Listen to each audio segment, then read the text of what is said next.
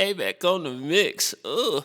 Yo, what up? It's your girl AMAC back with another quick tip, and today I want to talk about using playlists while you're mixing and editing vocals. You could also use this technique on any stem in your session whenever you're doing something permanently to that stem. As an engineer, always being able to go back to the original is important. You could have missed something because you were so in the mix or the client didn't like what you did. But if you get rid of the original, you can't go back and you're going to be screwed. So here we are with my lead vocal.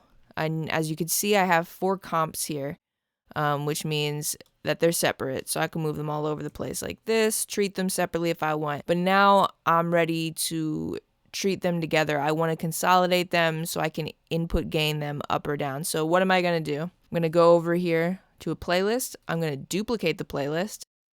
Boom. Now I have a duplicate playlist. I can consolidate this file. Now I can do this. Input gain up and down, whatever. But let's say I had messed up a fade there and I needed to go back. I can always go back to the original. It's always there. Now the same, okay, this is the one I like.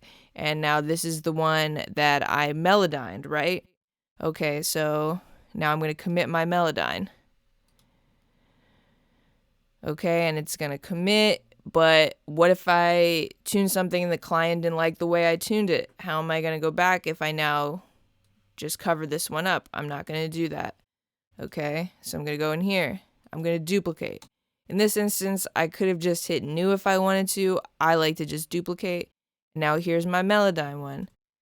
Go back, cool.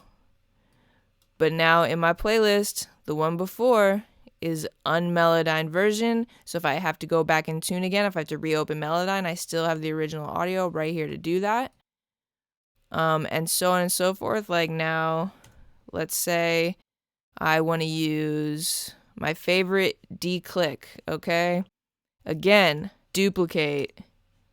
Now I D-click it, it renders its D-click. But if I mess something up, I can always go back to the previous version and so on and so forth. If you're timing vocals, whatever, you always want to be able to go back. You want to have all your options to make sure that you do it correctly. I also really like to use this technique like when I'm going to vocal line doubles and things like that. And you can see I did it here. These are vocal lined. And I have the playlist. I have the original here.